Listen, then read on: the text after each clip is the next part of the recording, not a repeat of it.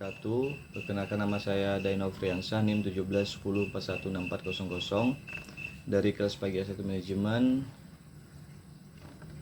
Dan di sini dalam video kali ini saya akan menjawab tugas struktur dari dosen kami, yaitu Bapak Adi Musalin, Sarjana Ekonomi, Magister Manajemen. Langsung saja, adapun soal yang pertama yang berkaitan dengan materi tersebut, yaitu mengenai apa yang dimaksud dengan pemasaran internasional dan berikanlah contohnya. Pemasaran internasional adalah kegiatan pemasaran yang melewati batas-batas lebih dari satu negara. Pemasaran nasional merupakan penerapan konsep, prinsip, aktivitas, dan proses manajemen pemasaran dalam rangka penyaluran ide barang maupun jasa perusahaan kepada konsumen di berbagai negara. Sebelumnya, perusahaan minuman Coca-Cola memiliki pendekatan dan strategi pemasaran internasional yang unik dan lebih terfokus pada kontribusi sosial. Meskipun Coca-Cola ada perusahaan besar, Coca-Cola juga berkonsentrasi pada program-program di komunitas kecil dan menanamkan banyak dana serta waktu untuk membantu badan amal kecil.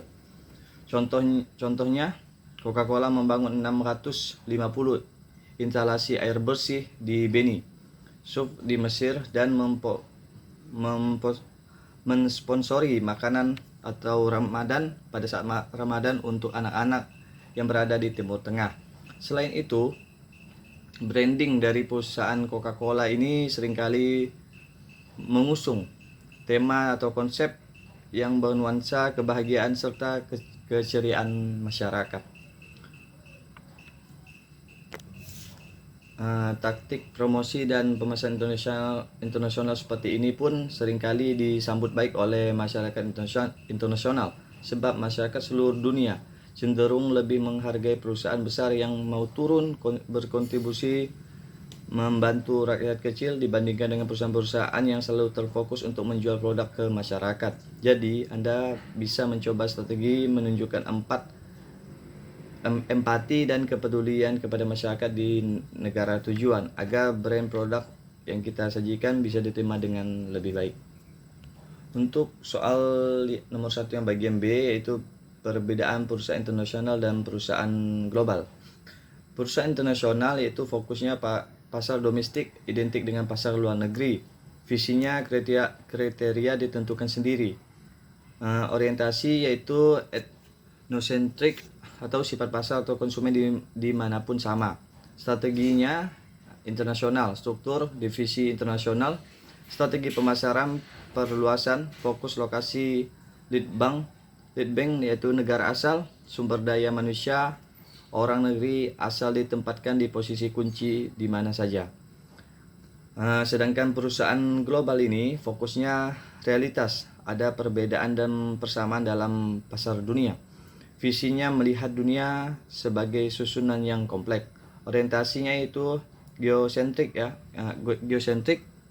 yaitu di mana konsumen untuk setiap negara ada kesamaannya dan perbedaannya. Jadi strateginya standarisasi tanpa juga penyesuaian. Adapun strateginya yaitu global, strukturnya struktur campuran atau metrik dan sebagainya. Untuk soal nomor 2 yaitu mengapa suatu perusahaan penting memahami lingkungan budaya pada pemasaran internasional. Menurut saya karena budaya dijadikan sebagai jati diri dalam berinteraksi dengan masyarakat internasional. Untuk nomor 3, sebutkan dan jelaskan faktor apa saja yang mendorong perusahaan domestik memasuki pasar internasional. Yaitu yang pertama, faktornya penguasaan ilmu, pengetahuan, dan teknologi. Negara-negara dengan penguasaan ilmu, pengetahuan, dan teknologi yang tinggi akan mampu memproduksi barang dan jasa yang lebih banyak, berkualitas, dan tentunya efisien dibanding dengan negara yang lambat akan ipteknya. Yang kedua itu faktornya perbedaan kekayaan sumber daya alam. Setiap negara memiliki keadaan geografis yang berbeda-beda, sehingga perbedaan tersebut menjadikan setiap negara memiliki kekayaan sumber daya alam yang berbeda-beda pula. Pada dasarnya sumber daya alam adalah faktor produksi negara. Oleh karena itu, setiap negara memiliki keanekaragaman kondisi produksinya. Yang ketiga yaitu perbedaan selera. Selera ternyata dapat menimbulkan perdagangan internasional. Terjadinya perbedaan kebudayaan, sistem politik, pandangan hidup, dan tatanan sosial menyebabkan terjadinya selera terhadap berbagai jenis komoditas. Faktor selanjutnya yaitu perbedaan iklim. Perbedaan iklim setiap negara menyebabkan terbatasnya potensi sumber daya alam. Akibatnya, tidak semua barang untuk memenuhi kebutuhan dapat dipenuhi sendiri oleh negara tersebut. Oleh karena itu, negara akan mengimpor dari negara lain. Faktor selanjutnya yaitu keinginan memperluas pasar dan menambah keuntungan.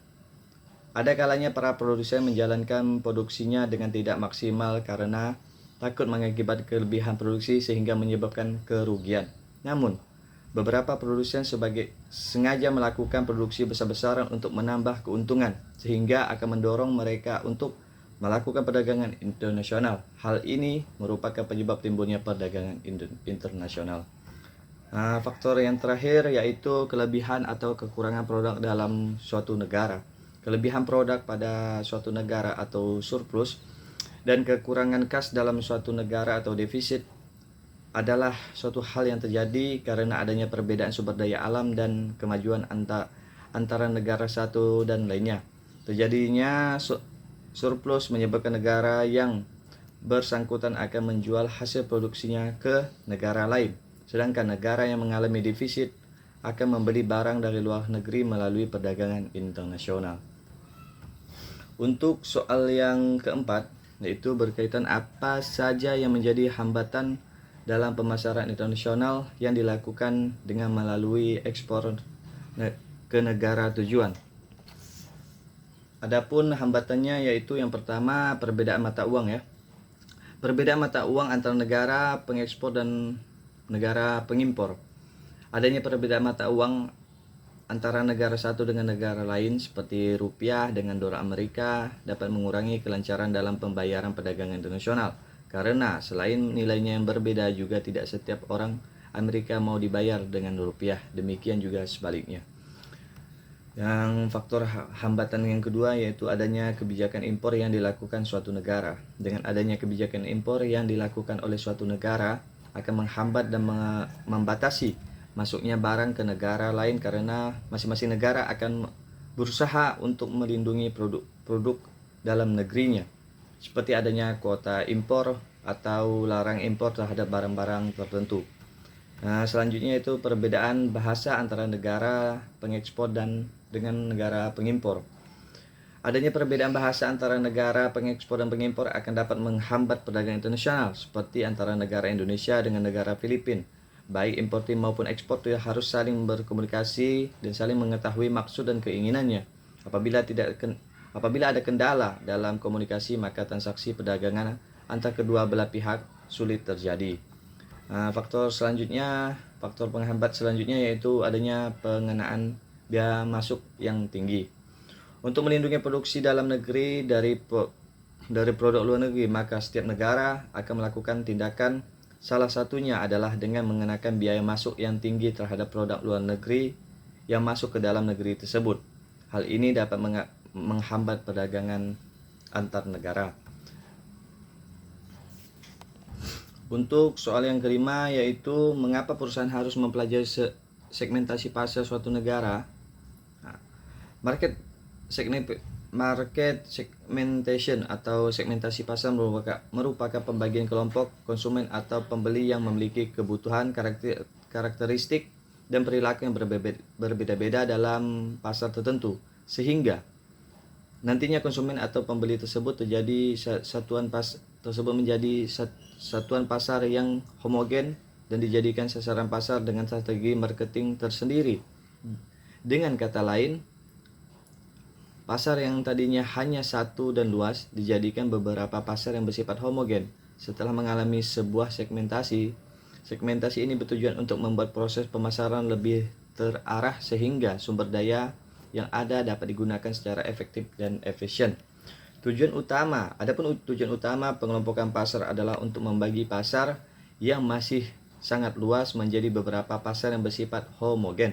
Secara lebih lengkap, berikut ini adalah beberapa tujuan dilakukannya pengelompokan pasar. Yang pertama, untuk memudahkan dalam membedakan pasar, di mana minat dan selera konsumen sangat beragam dan akan terus berkembang. Yang kedua, dapat memberikan pelayanan yang lebih baik kepada konsumen. Dengan melakukan market segmentation, maka suatu bisnis akan lebih mudah dalam memberikan pelayanan sesuai dengan segmentasinya. Yang ketiga, strategi pemasaran menjadi lebih terarah, termasuk dalam menyusun bauran pemasaran yang meliputi produk, harga, distribusi, dan promosi. Dengan adanya pengelompokan pasar, maka suatu bisnis dapat mengarahkan dana dan usahanya ke dalam market yang potensial dan lebih menguntungkan. Selanjutnya yaitu lebih mudah dalam mengenal kompetitor atau pesaing dengan segmen yang sama. Dengan begitu, suatu bisnis dapat mempelajari dan meniru strategi pemasaran kompetitor sehingga dapat merebut perhatian konsumen.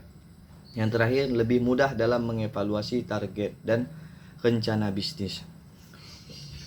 Untuk soal yang keenam, jelaskan strategi yang harus dilakukan dalam pemasaran global, yaitu strategi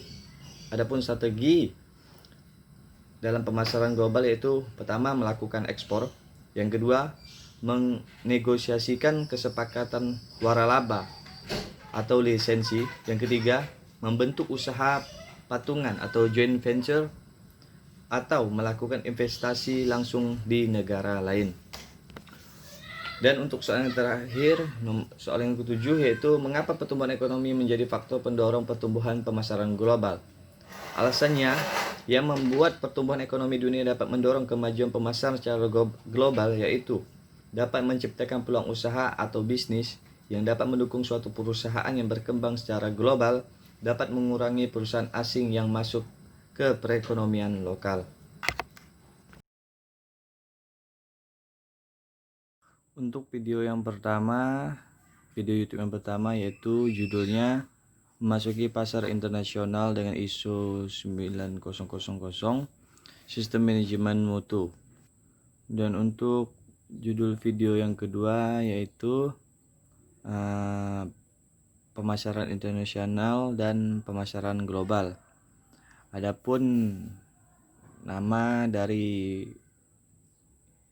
video pertama yaitu nama pembicaranya Erika Nada, Gusti Agung, Nabila Gusti, Rinaldi Gardimas, dan Usi Uswatun dan Yasir Badawi.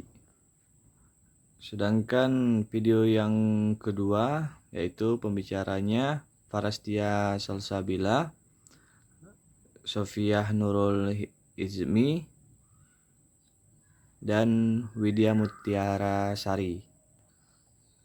Video yang pertama adapun isinya yaitu dalam mencapai sasaran peningkatan ekspor non-migas rata-rata 15,6% per tahun, berbagai upaya dilakukan untuk meningkatkan daya saing produk Indonesia. Salah satu faktor yang menentukan daya saing barang non-migas di Indonesia di pasar internasional adalah mutu barang tersendiri. Karena barang bermutu baik merupakan pertimbangan utama bagi keputusan bagi calon pembeli. Hal-hal tersebut perlu dipersiapkan untuk menghadapi perdagangan bebas di kawasan ASEAN, lebih-lebih dikarenakan perubahan menuju perdagangan global dan terjadinya regionalisasi. Seperti yang kita ketahui, negara Eropa Barat yang tergabung dalam masyarakat Eropa menjadi pasar tunggal. Dengan demikian, Eropa menjadi salah satu pasar terbesar di dunia dengan sekitar 325 juta konsumen dan produk domestik bruto setingkat dengan Amerika Serikat. Di dalam pasar tunggal masyarakat ekonomi Eropa berlaku pendekatan untuk mencapai konsumsi dan standarisasi. Ketentuan tentang persyaratan keselamatan suatu produk tersebut dituangkan dalam pengarahan Dewan Menteri Masyarakat Ekonomi Eropa untuk produk atau kelompok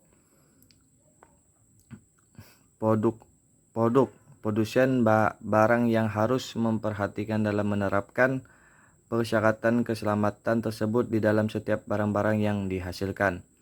Peraturan tersebut tidak sama di setiap negara. Perbedaan peraturan dapat dijumpai dalam setiap pengujian dan sertifikasi untuk produk-produk nasional yang setiap negara. Hambatan teknis di dalam perdagangan ini tidak hanya dihadapi oleh negara Eropa, tetapi juga dihadapi oleh negara-negara di belahan dunia lain. Tak terkecuali negara-negara berkembang di dalam rangka mengurangi hambatan-hambatan tersebut. Maka pada tahun 1979 di Tokyo disepakati adanya perjanjian Standard Code atau Agreement on Anti-Techniques Barriers to Trade. Pada tahun 1993 Indonesia menandatangani perjanjian tersebut, dan di Uruguay disepakati World Trade Organization dalam lingkungan ASEAN telah disepakati dibentuknya AFTA untuk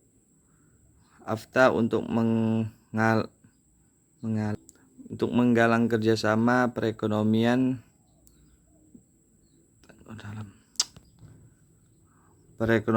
tangguh dan dalam rangka pengurangan globalisasi ekonomi dunia. Langkah awal menuju AFTA adalah pengurangan biaya masuk yang efektif untuk semua produk yang telah masuk daftar Hauman Effective Difference Tarif dari 20% hingga 0-3%. Dengan diberlakukannya pasar tunggal Eropa sedikit banyak memberikan dorongan pada produsen di Indonesia untuk memproduksi dengan cara yang lebih baik dan efektif. Karena Eropa menghendaki adanya sertifikat sistem mutu menurut ISO seri 900 bagi setiap produk yang termasuk di dalam daftar direktif bila masuk ke pasar Eropa. Semua produsen baik yang memasarkan di tingkat nasional atau yang masuk ke pasar tunggal Eropa diharapkan dapat menunjukkan bukti kepada pelanggan bahwa produsen tersebut beroperasi sesuai dengan standar ISO seri 9000. Mengapa harus menggunakan ISO 900? Antara lain yaitu penerimaan dan pemakaian falsafah ISO 9000 serta penerapannya sebagai suatu standar perusahaan. Yang kedua, untuk memperoleh persetujuan dari pihak ketiga atau hambatan atau lembaga sertifikasi yang memungkinkan suatu perusahaan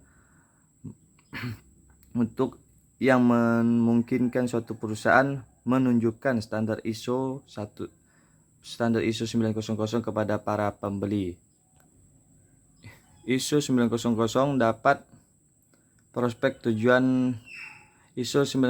dapat mengisi sejumlah persyaratan perusahaan dan bahkan sangat strategis dalam lingkungan industri dengan pasar yang berubah. Dalam hal ini, hal yang utama adalah pertimbangan pasar, aspek hukum, produktivitas, dan manajemen, serta perubahan hubungan pelanggan pemasok. Untuk isi video yang kedua, yaitu definisi pemasaran internasional dan pemasaran global. Menurut Kateora dan Graham tahun 2000. Nomor 7, kegiatan-kegiatan bisnis yang didesain untuk merencanakan, menetapkan harga, mempromosikan dan mengarahkan arus barang dan jasa sebuah perusahaan kepada para konsumen atau para pemakai di lebih dari satu bangsa untuk mendapatkan keuntungan. Sedangkan menurut Kota B dari Dan Helsen tahun 2004, pemasaran global mengacu pada kegiatan-kegiatan oleh perusahaan-perusahaan yang menekankan upaya standarisasi, koordinasi lintas pasar, dan integrasi global. Setelah topik pembahasan mengenai definisi pemasaran internasional dan pemasaran global, selanjutnya yaitu why go international. Yang pertama yaitu kejenuhan pasar domestik, kedua persaingan, ketiga peluang-peluang pasar, keempat kurva pengalaman yang tajam, dan kelima posisi pasar ceruk. Adapun jenis-jenis pemasaran internasional yang dijelaskan dalam video tersebut yaitu pemasaran yang pertama pemasaran ekspor, pemasaran internasional, pemasaran multinasional, pemasaran multiregional, dan pemasaran global.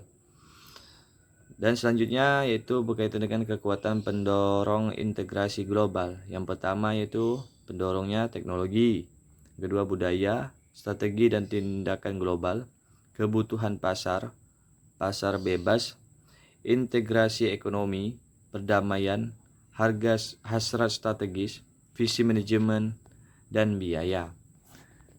Sekian dari saya, itulah review dari kedua video tersebut. Kurang lebihnya saya mohon maaf. Wassalamualaikum warahmatullahi wabarakatuh.